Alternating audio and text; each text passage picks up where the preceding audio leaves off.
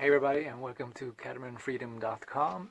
I'm Gabo, and I'd like to discuss how you could buy the best boat that you can get for your money. This is basically a how-to or a step-by-step guide that I would like to show you guys and talk to you about how you can formulate a strategic plan, how to make sure you get the most out of your money and avoid all those surprises and hidden stuff that you buy something and then you realize, that sucks.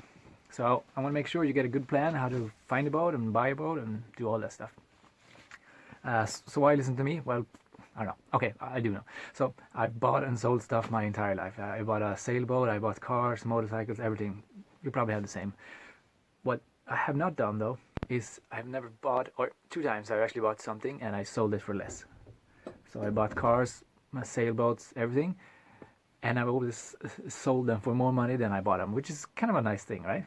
And there's no scam to it. There's no magic formula. There's just this 10-step thing that makes sure you get what you think you get. There are no surprises. There's nothing. They just, you know what you get and you know what it's worth. That means you can get a price which you think is good, and then you sell it for a little bit more. And it's good for you. It's good for everyone else. So, so this is going to be a short version, right? This is going to be 10 steps. I'm going to talk maybe a minute or two about each step, or I'm going to talk a minute in each step. And if you want the full version, you got to go to catamaranfreedom.com/buyer's guide, and there you'll get more in-depth information. It's like a big post about this, so I explain everything more in depth. But okay, here we go. Step number one.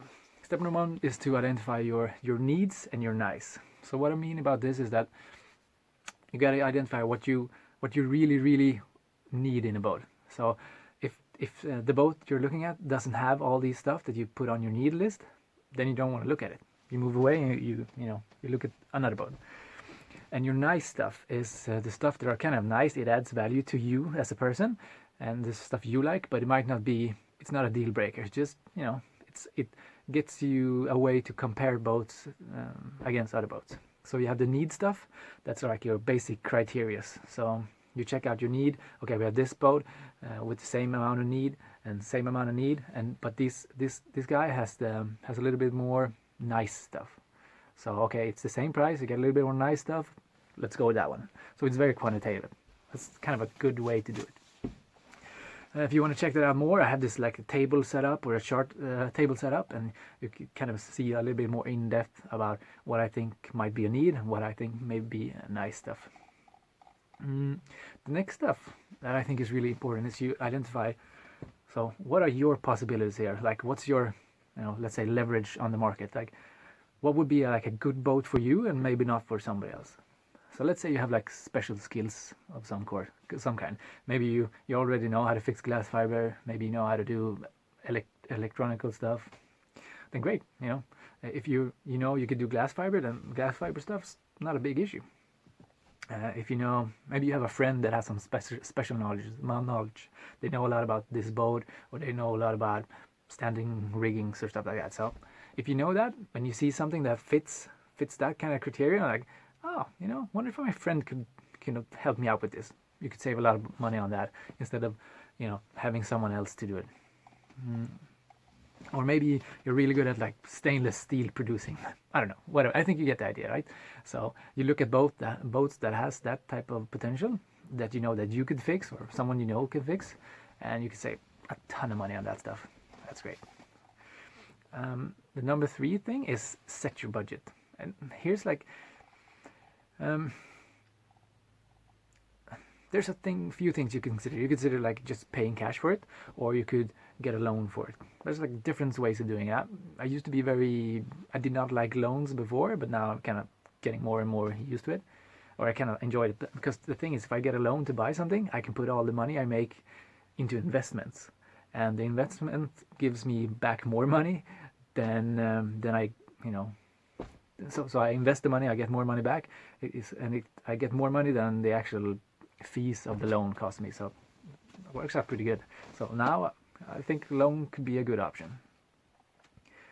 But make sure you set a budget and you stick to it. Like, don't be like, okay, I put this budget, but I'm gonna cross it, because it's gonna make everything tricky, and you're gonna be like, I don't know about this, blah blah.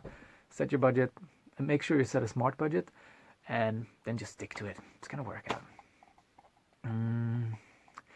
Just make sure when you set your budget, you want to put like a 40% extra into it. So if you have like I don't know, 100,000, 200,000, or whatever it is, you put like 40% of that into maintenance and whatever is gonna happen to finish the project. Whatever you're gonna need to finish the project, because it's gonna cost more. It always costs more in some way. So if you already at the beginning make sure that you set enough money aside so you can afford it, it's perfect.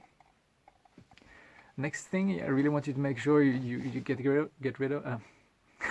Sorry guys, I'm losing my English here. I want to make sure you handle is you set your timeline. Like there's so many people out there. They would be, oh, I really want to sail the Caribbean, blah blah, and you ask them why. I'm just gonna save up a little bit more money.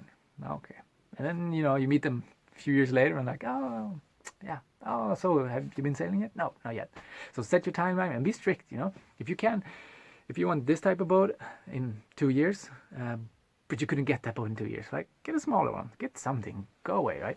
Just make sure you don't go too small. Like there's this saying, like go small and go now, but you definitely don't want to go too small because you want to enjoy it, right? If you get something that's too small and every time you go out, it's just a pain, doesn't really make any sense. So get the right size boat and go as soon as you can.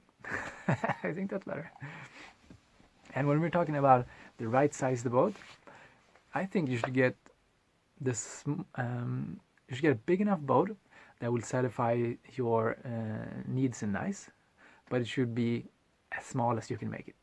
So you want to make it as just enough for you, right? But if you go big, it's so expensive. Like everything gets more and more expensive. Like marina fees and painting the hulls and like everything just gets ridiculously expensive. So if you could go as small as you can but still have all the things you need, I'll definitely go for that any day of the week, because size, it actually does matter when it comes to boat. Okay, so the next thing is, I'm just looking at my little sheet down here. I want to look at where to find the boats. You already know you could Google everything, right? You could check online and find boats everywhere. You've already done that. But I want to give you a few more tricks. So look around at marinas, and don't only look at the boats that are for sale or are in the water. Like go around, go check out the backyard, and like, okay, what do we have here? Okay, what is this? This is a boat. It's obviously been standing here for a long while, and I wonder who the owner is. Let's talk to him. Let's ask if it's for sale, or if it's going to be for sale in a short term or in a short while. Then maybe give him or her your number and let him or her call you back, or you just give him an offer. Like, okay, I like the boat. Can I check it out? I'll pay blah blah blah, and then you get some kind of discussion going, and just be friendly, and people are like super helpful. So check out behind the marinas and check out every other stuff. Check out the small marinas. That's also good.